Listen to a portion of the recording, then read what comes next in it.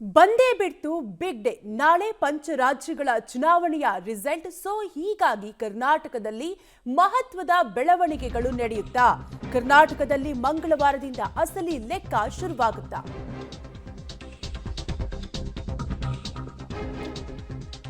ಒಟ್ಟಾರೆಯಾಗಿ ನಾಳೆ ಪಂಚರಾಜ್ಯ ರಿಸಲ್ಟ್ ಹೊರಬೀಳಲಿದ್ದು ಕರ್ನಾಟಕದಲ್ಲಿ ಮಂಗಳವಾರದಿಂದ ಅಸಲಿ ಲೆಕ್ಕ ಶುರುವಾಗುತ್ತಾ? ಕಾಂಗ್ರೆಸ್ನಲ್ಲಿ ಮಹತ್ವದ ಬೆಳವಣಿಗೆಗಳು ನಡೆಯುತ್ತಾ? ಕಾಂಗ್ರೆಸ್ಗೆ Bagalkote Davanagere by election tension ಕೂಡ ಒಂದ್ ಕಡೆ ಶುರುವಾಗಿದ್ದು, ಇನ್ನೊಂದ್ ಕಡೆ ನಾಯಕತ್ವ ಬದಲಾವಣೆ ಕ್ಲೈಮ್ಯಾಕ್ಸ್ ಕುತೂಹಲ ಕೂಡ ಪ್ರತಿಯೊಬ್ಬರಲ್ಲೂ ಕೂಡ ಇದ್ದೇ ಇದೆ.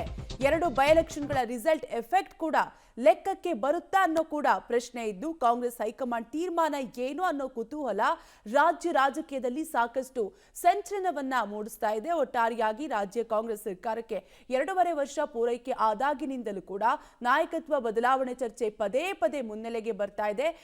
ಈ ವಿಚಾರಕ್ಕೆ ಸಂಬಂಧಪಟ್ಟಂತೆ ಒಳಗೊಳಗೆ ಜಟಾಪಟಿ ಕೂಡ ನಡೀತಾ ಇದ್ದು, ಕರ್ನಾಟಕದಲ್ಲಿ ಮಂಗಳವಾರದಿಂದ ಅಂದ್ರೆ ನಾಳೆ ಪಂಚರಾಜ್ಯ ರಿಸಲ್ಟ್ ಬಂದ ಬಳಿಕ ಅಸಲಿ ಲೆಕ್ಕ ಶುರುವಾಗುತ್ತಾ? ಕಾಂಗ್ರೆಸ್ನಲ್ಲಿ ಮಹತ್ವದ ಬೆಳವಣಿಗೆಗಳು ನಡೆಯುತ್ತವಾ ಅನ್ನುವಂತಹ ಕುತೂಹಲ ಮನೆ ಮಾಡಿದ್ದು, ಟೈಮ್ ತಗೋತಾರಾ ಅಥವಾ ಫಟಾಫಟ್ ಆಗಿ ಹೈಕಮಾಂಡ್ ಗೊಂದಲವನ್ನ ಬಗೆಹರಿಸಿ ಬಿಡ್ತಾರಾ?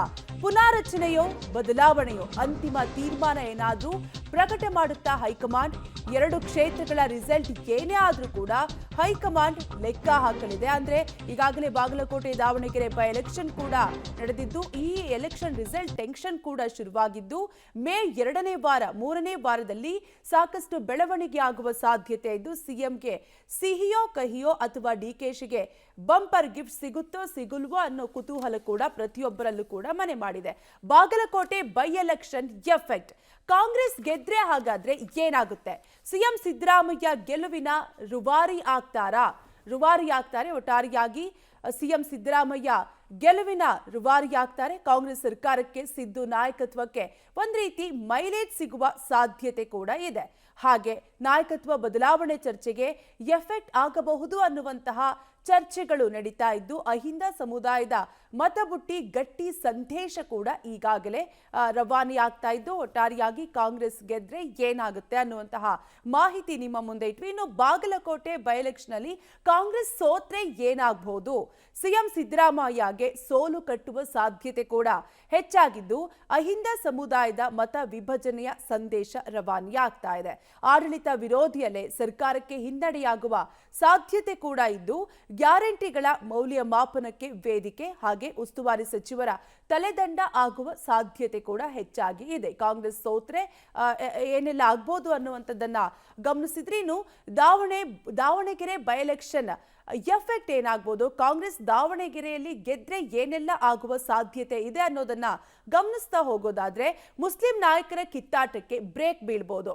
ಹಾಗೆ ಸಿದ್ದರಾಮಯ್ಯ ಡಿಕೆಶಿ ಇಬ್ಬರಿಗೂ ಕೂಡ ಡಬಲ್ ಕ್ರೆಡಿಟ್ ಸಿಗುವ ಸಾಧ್ಯತೆ ಕೂಡ ಇದ್ದು, ಅಹಿಂದ ಮತಗಳ ವಿಭಜನೆ ಕಷ್ಟ ಎಂಬ ಸಂದೇಶ, ಲಿಂಗಾಯತ ಮತಗಳ ವಿಭಜನೆ ಬಗ್ಗೆಯೂ ಕೂಡ ಒಂದ್ ರೀತಿಯಾದಂತಹ ಸ್ಪಷ್ಟನೆ ಕೂಡ ಸಿಗಲಿದ್ದು, ಮುಸ್ಲಿಂ ನಾಯಕರ ತಲೆದಂಡ ವಾಪಸ್ ಆಗುವ ಸಾಧ್ಯತೆ ಇದೆ. ಈಗಾಗಲೇ ಹಲವು ನಾಯಕರ ತಲೆದಂಡ ಕೂಡ ಆಗಿದ್ದು, ಮುಸ್ಲಿಂ ನಾಯಕರ ತಲೆದಂಡ ವಾಪಸ್ ಆಗುವ ಸಾಧ್ಯತೆ ಕೂಡ ಇದೆ. ಹಾಗಾದ್ರೆ ಕಾಂಗ್ರೆಸ್ ಸೋತ್ರೆ ಏನಾಗುತ್ತೆ? ದಾವಣಗೆರೆಯಲ್ಲಿ ಜಮೀರ್ ಸೇರಿ ಮುಸ್ಲಿಂ ನಾಯಕರ ತಲೆದಂಡಕ್ಕೆ ಕೂಗು ಹೆಚ್ಚಾಗಬಹುದು. ಈ ಹಿಂದೆಯೂ ಕೂಡ ಈಗಾಗಲೇ ಕೇಳಿ ಬರ್ತಾ ಇತ್ತು ಇದೇ ವಿಚಾರ.